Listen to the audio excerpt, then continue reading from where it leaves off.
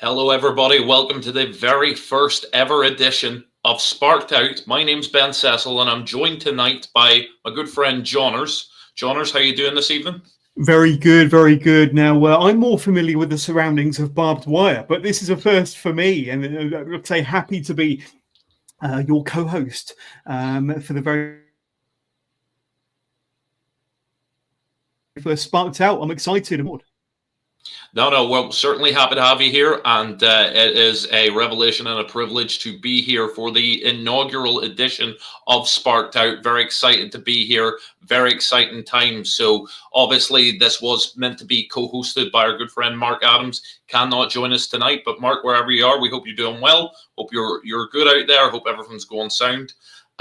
If you are joining us for the first, well, I imagine you will be because it's the first episode, but if you are just tuning in, Sparked Out is a very simple concept. We're taking a look back at what went down at the last TNT Ignition show, which was, of course, TNT Ignition Level Up. We're analyzing what went down, having a little bit of discussion. It is essentially the match of the day of the matches of the day. Now, before we get ripped into what happened and all the action from Level Up, I want to give a very special shout out to our sponsors. First and foremost, I want to shout out Rammer Clobber. So Rammer Clobber, for all your urban streetwear needs, check them out. Lovely stuff. Long-time sponsors. And we're also sponsored by Active Soles. So for anything that you could ever want on shoes, check them out. Some great deals to be had. activesoles.co.uk. Lovely stuff. But without further ado, I would just want to say, what an afternoon of action it was at Level Up. And as the future of TNT is starting to shape up, you know, we're seeing so many guys take the ball and run with it. And I want to look at the first match that we saw. So we saw FTM taking on Bad Boy Chiller's crew, Gareth Kelly. Now, that was a tag match. He had a mystery partner there. He had to select a partner, and it looked like he found a friend in the form of former Ignition champion RPD. Now, RPD's been on a wave of momentum.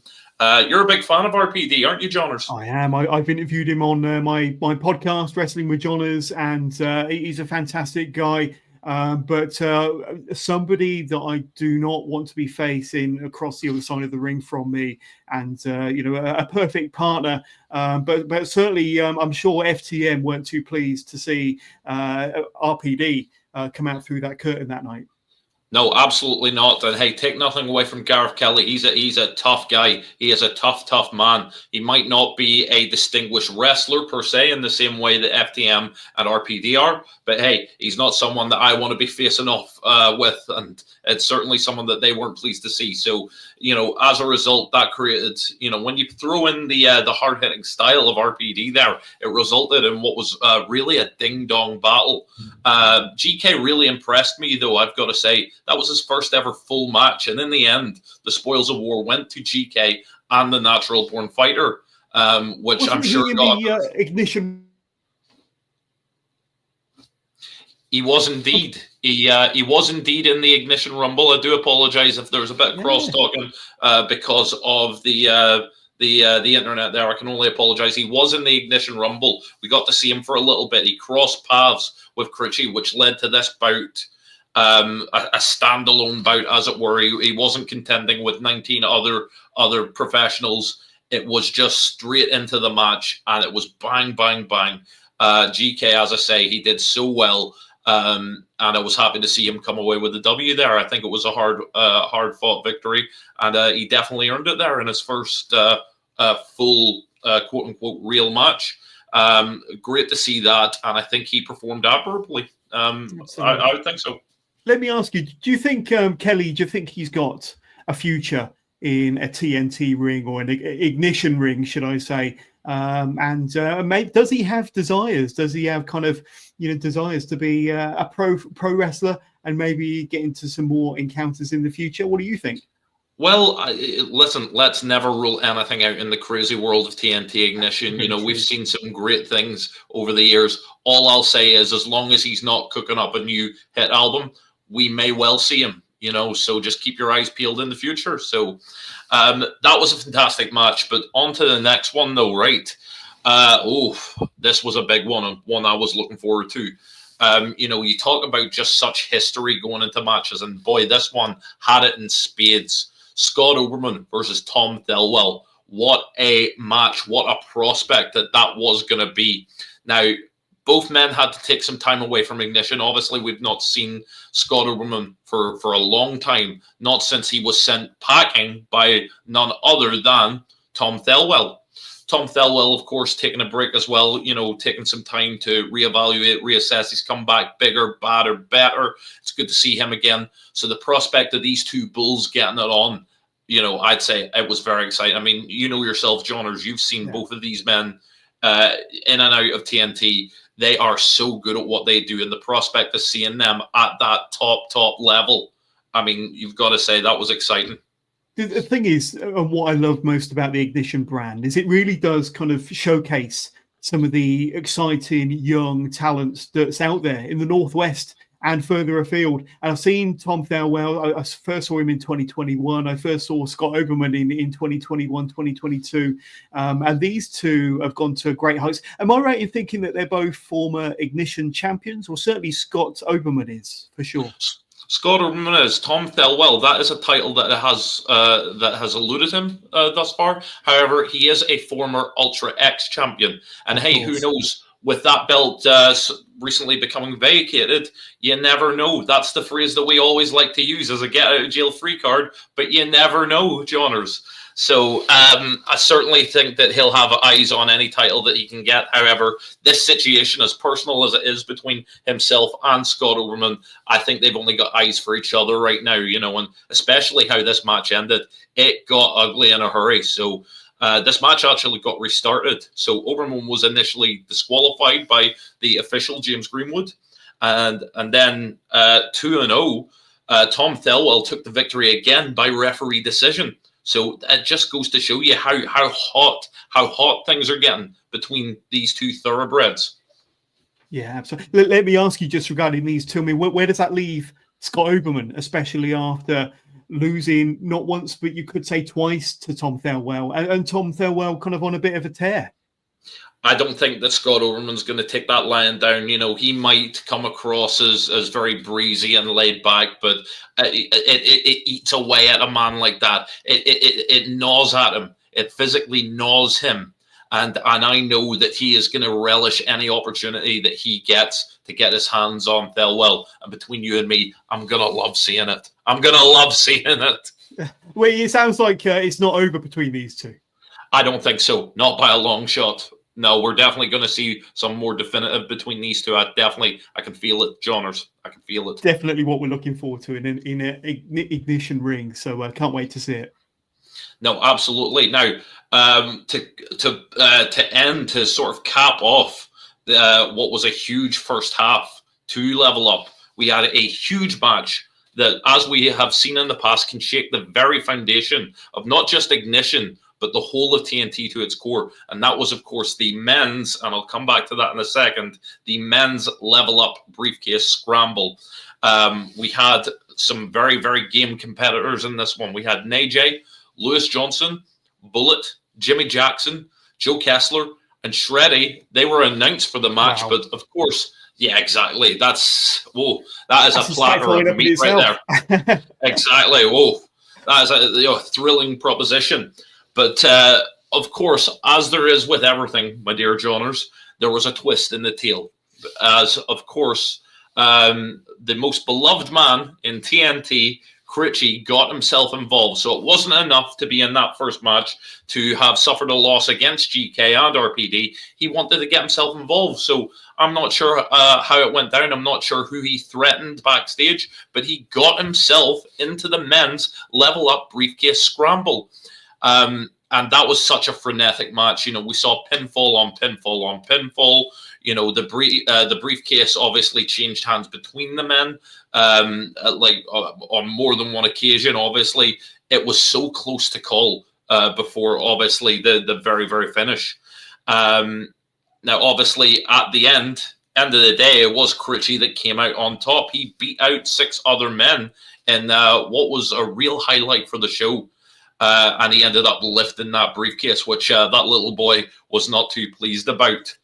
And he's never been content with second best Critchy. So he's taking that briefcase. It's a statement of intent. He wants to take it to the next level. And we saw that with this message that he delivered. Check it out. Let's play it. It's a good time to be TNT's level up briefcase holder. But there's something that's just doing me head in, as per usual. People from the top, people from the bottom, there's all that. The Critchy's just this loudmouth. He's not worthy of holding this briefcase. And every single show, I'm trying to prove that I am worthy, and I am everything that I say I am. I'm the first in the building, and I'm last to leave. But all you see is I'm that mouthy scouser that was done in by Effie. Well, guess what? You can chat that crap on X, you can chat that crap on Insta. I'm not bothered, because all I care about in TNT is legacy. And I'm going to prove to you why that briefcase is in the right hands. So, what about this, boss man? You give me anybody on your roster, and I'll prove to them meths in the crowd, I'll prove to the boys backstage why I am the right man to be holding that briefcase.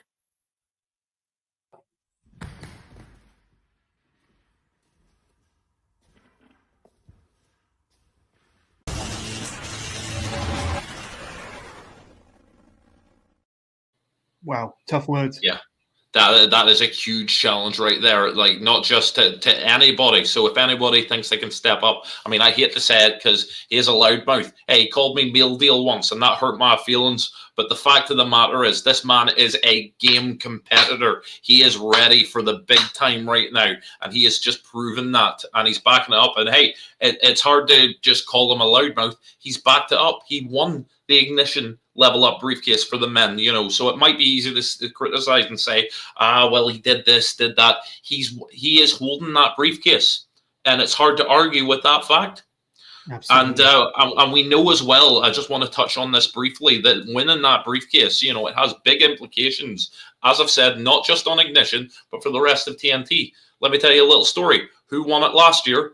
Podrick Quinlan. And now he's found himself schmoozing up with former TNT Extreme World Division champion Drew Parker. You know, he's gotten himself involved there, as you know, like, they're good friends, they're close. You know, he got himself well involved, so it's certainly your ticket to the big time as far as TNT goes. And I think Critchy, like it or not, he's definitely proving himself, I think. Let me ask you, so for those that aren't too sure, once you've got the level up briefcase, does that mean you can cash in on any championship under the TNT banner? Absolutely. So, and this is something that has historically happened. So obviously, you know, people might deem it best to go after a championship under the Ignition banner, but there's really nothing stopping you. I mean, we've seen it in the past where, you know, obviously, Podrick Quinlan donated that briefcase to Drew Parker, who cashed in for the Extreme World Division Championship. So anything really is possible. You know, it goes as far as your imagination might take you, you know, and Critchy, for all his curves and edges, he's got a very vivid imagination. So I wouldn't rule anything out when it comes to that boy. We got Jamie Lee Dodd watching us live at home. Jamie Lee reckons that Critchy is going to be the next Ignition champion. What do you think about that? I wouldn't rule it out. You know, I certainly wouldn't rule it out, but he's got if he wanted that, he'd have a mighty, mighty task ahead of him to make that happen. But hey, as we always say, stranger things have happened in the world of Ignition. Absolutely. Now, looking ahead, it was also the turn of the women. Now, you might notice earlier I said, it was the men's briefcase. Now, this year, for the very, very first time ever, we saw the inception of the women's level up briefcase scramble, and this match had a hefty lineup. Originally, we were supposed to see Lucia Lee, Lana Austin, Holly Barlow, Lily Winter, Leah Raven. However, Rio was not present for this one. We did not see her. That was unfortunate. However, stepping up, a great surprise for us all, Alexis Falcon was in the building. That is a huge name. And, it's certainly, as we remember, Ignition is where it all started for her. And as we say again, you're not beholden to the Ignition brand with that briefcase. You take that briefcase, it is your ticket back to any championship route that you like. Now, all 6 women took it to the limit, but in the end, it was Lana Austin that secured the briefcase, and it's so great to see, because you think about the history that Lana Austin has had in this company as far as TNT goes. It really fits in with such a storied career that she has had. Although I have to say, and I want to say this publicly, I know it's a public forum, Johners, but I just want to say it.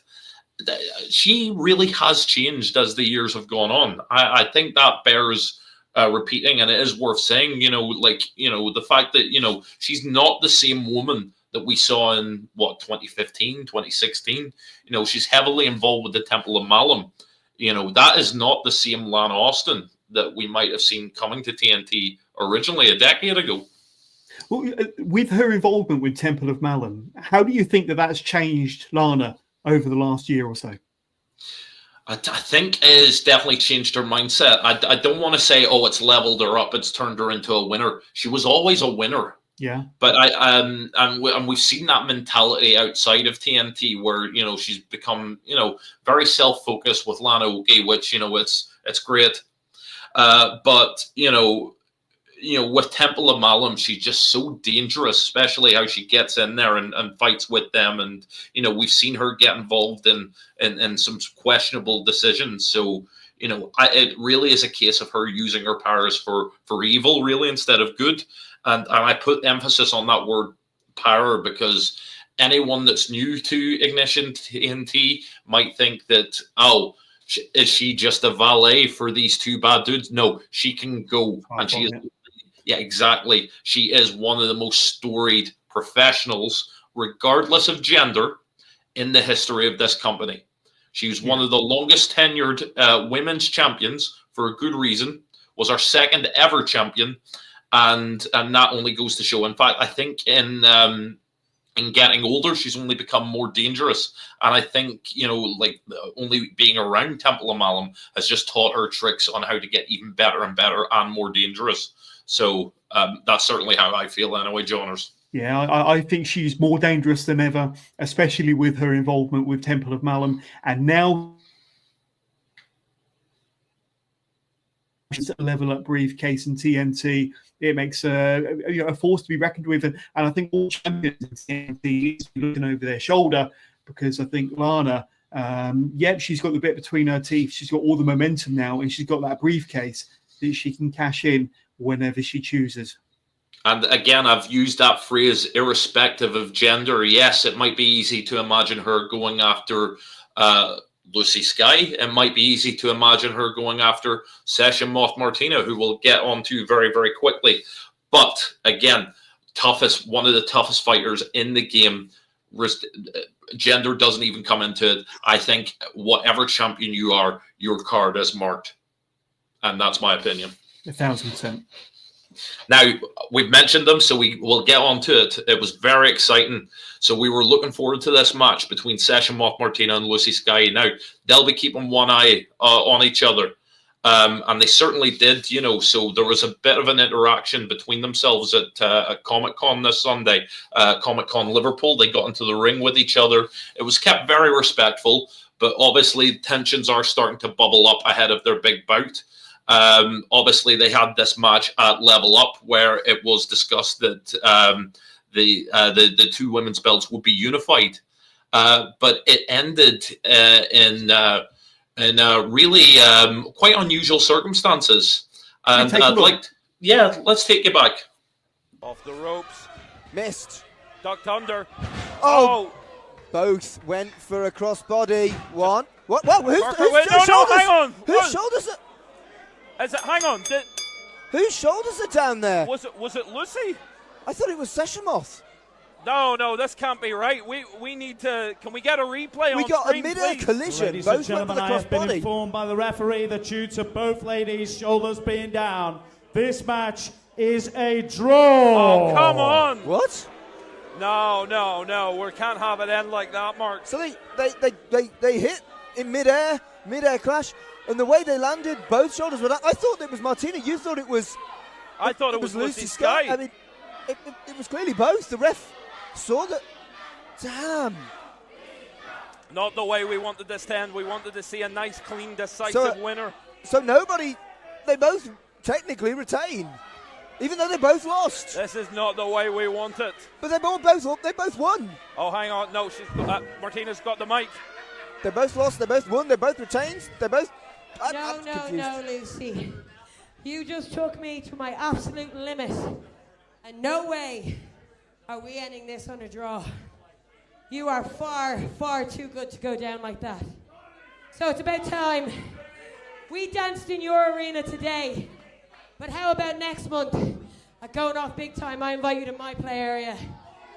Oh. And we rest on the 31st. Absolutely no double pins, no countouts, no disqualifications. We will have a final. Oh, hello. I think she likes the sound of that. Never issue a challenge to Lucy Sky. She's never going to say no. I've never seen her say no.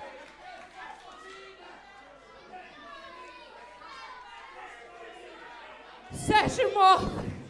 I have no problems at all coming to your turf. But let's do this on one condition. Oh, no. We do this in a death match. No way! Oh, come on! And the return of Lucy Deathmatch goes back to TNT. Oh, no! Lucy Deathmatch just challenged. Lucy Deathmatch making her return.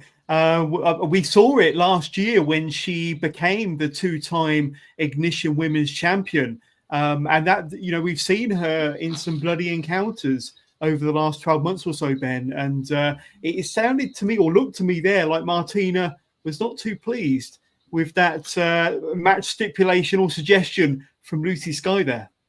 No, absolutely. I mean, we know that Lucy Sky becomes a dangerous woman in a deathmatch setting, almost like a cornered animal, like the violence and bloodshed just becomes unstoppable. However, I don't think Moth has much to worry about. She's definitely held her own. She's proven herself. Lest we forget that she was the first ever Total Carnage trophy winner.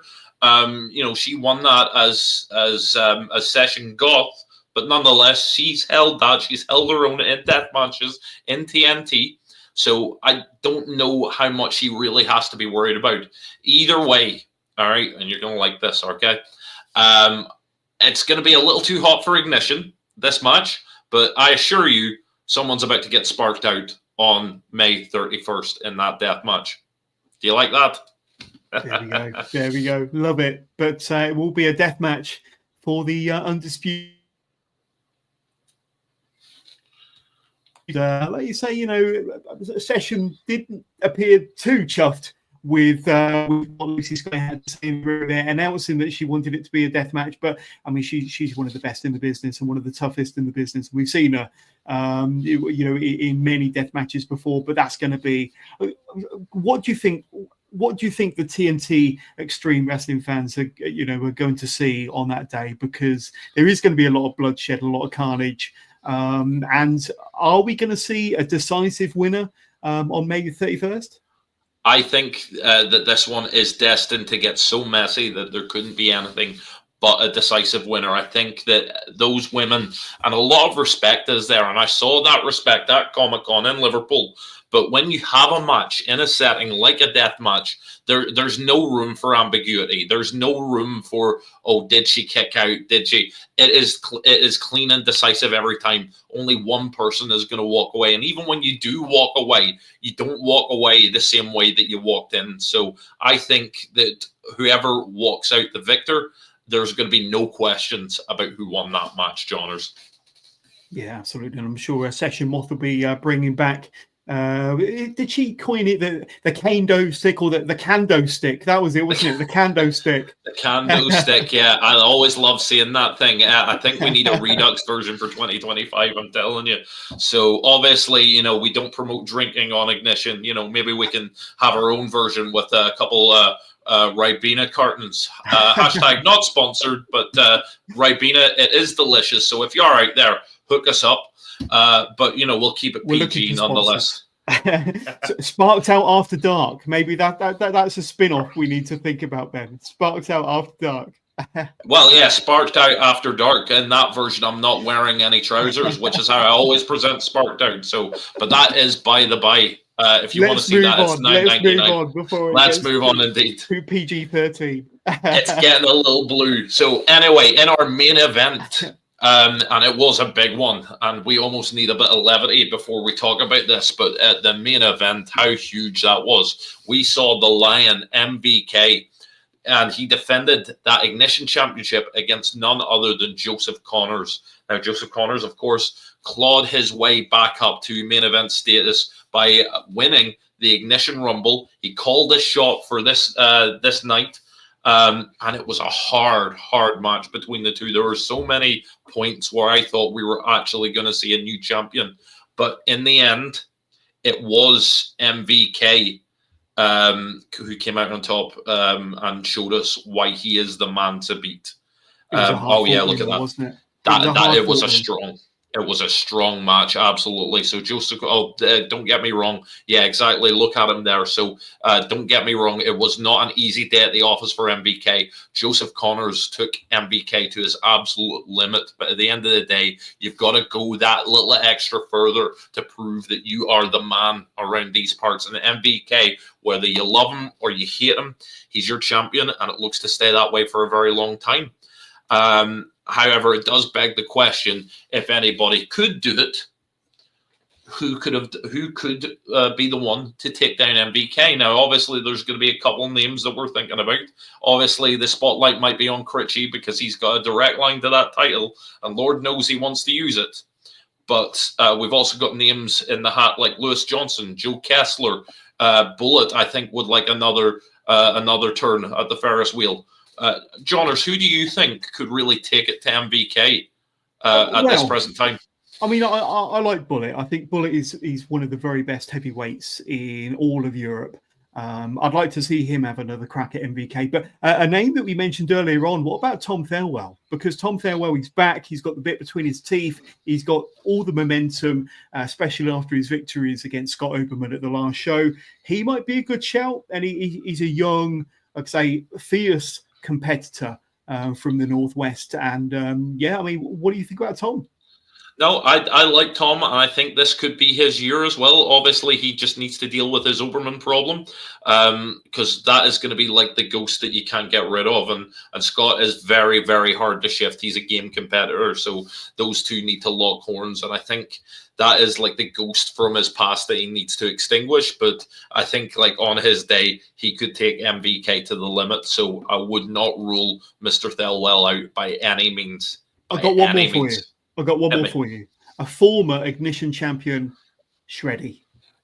Oh, now that could be good as well. So absolutely, Shreddy, he could absolutely get the job done. You know, we think about the people that he's put away. He's only gone from strength to strength since coming back from Japan.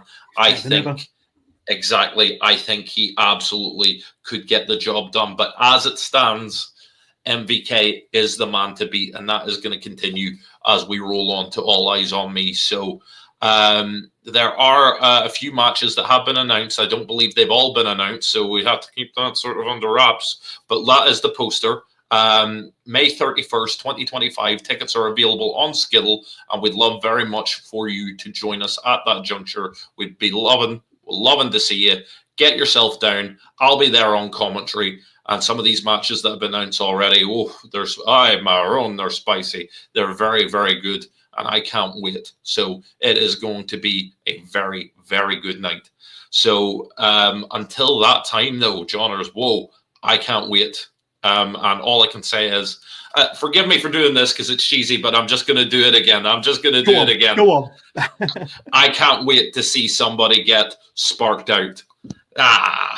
Love it. Love exactly. It. But, we'll see you at All Eyes on Me then, Ben. And thank you to everybody for tuning in. And if you've sent us a comment or tuned in, then yeah, like I said, there's going to be more of these, isn't there? So that the plan for Sparked Out is to run after every Ignition show with yourself and Mark. So tell us about the plans for Sparked Out going forward. Absolutely. So we want to give a rundown and give discussion in this sort of format where we look at what's happened, give a bit of analysis, and we want to do that quite sharply after the shows have turned around. So obviously we've done it tonight. I couldn't be happier with how it's turned out. We've got a good feel for the format. We'll be back in the studio again to give a rundown as we look forward to the next shows that would be coming up. So that is something that I'm looking forward to very, very soon. So all I have to say at this juncture is I want to thank everybody that's tuning in tonight. Thank you for joining us on the first ever episode of Sparked Out. I've been Ben Cecil. He's been Johners. Want to thank one last time our sponsors. So big ups to Rammer Clobber. Let's show them off if we can. And a big up to Active Souls. So our two great sponsors. However, right, Bina, if you are out there, you know, I very much enjoy your beverage. It is refreshing. Let's get her done. We'll see you on May 31st live on Triller for All Eyes on Me. And all I've got to say is good night, everybody. All right, Ben, well done.